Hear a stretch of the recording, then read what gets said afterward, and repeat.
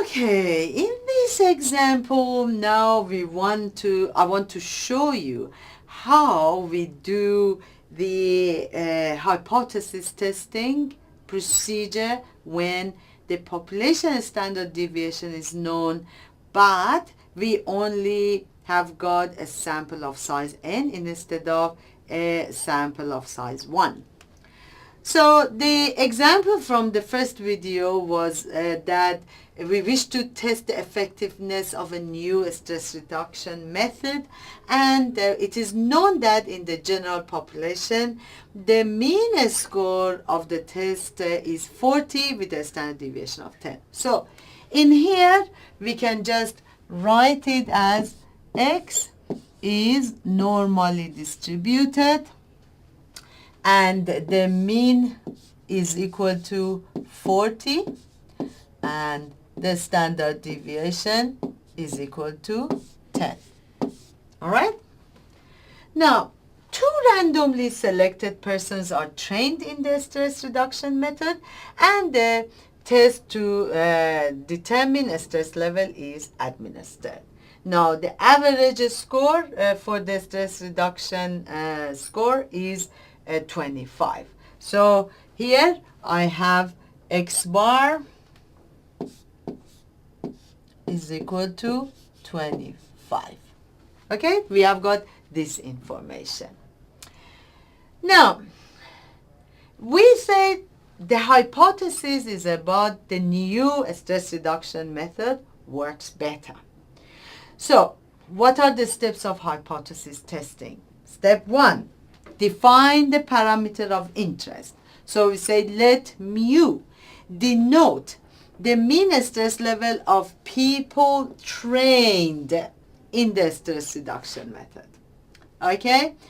Then, the null hypothesis H naught, we say that there is no difference of the stress level of people from new method and the old method, the traditional method. So what do we say?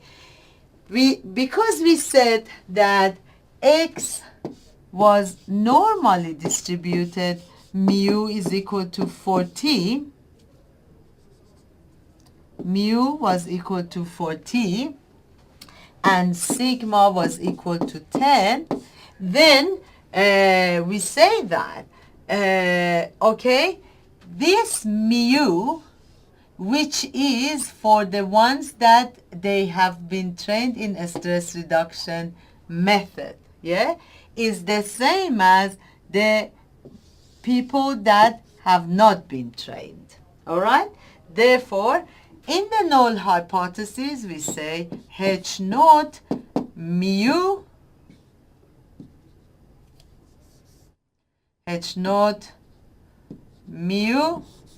is equal to 40.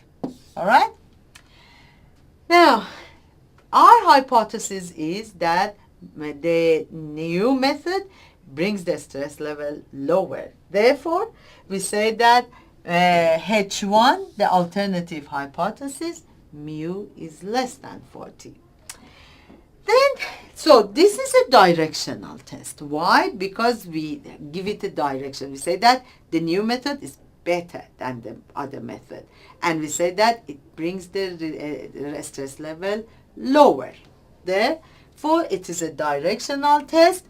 And the research hypothesis is actually says that the new method actually reduces the stress level. Okay. Comparison distribution is what a lot of students make mistake.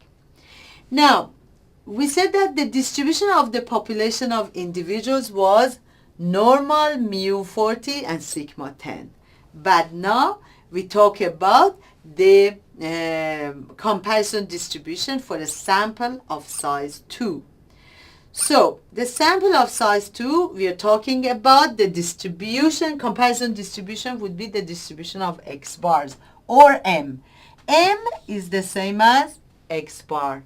So, I write it as x bar here, and I say normally distributed. The population mean of the X bars would be the same as population mean of the individuals. So mu of X bars is the same as 40, but the standard deviation of the X bars would be 10 divided by square root of sample size. Here is 2. All right?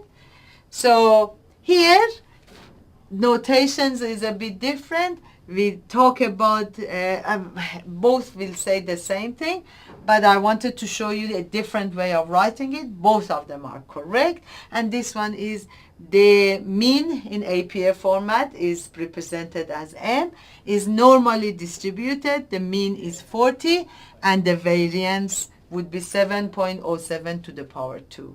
Or if you say 10 divided by square root of 2, that would give you 7.07. Now, the comparison distribution is we say it's normal distribution. And the standard deviation of X bars is the population of individual X standard deviation divided by the square root of sample size, which is 2. Now, in your stat lab, you use SKI, and in SKI, you can find the probabilities. It gets the cutoff score. All right? How do we get the cutoff score? The cutoff score for a normal distribution, if I have a normal distribution and I want to do a one-tail test for 5% significance level, because it is the direction of the test is less than, we had mu is less than 40, then the Z score here is minus 1.64. All right?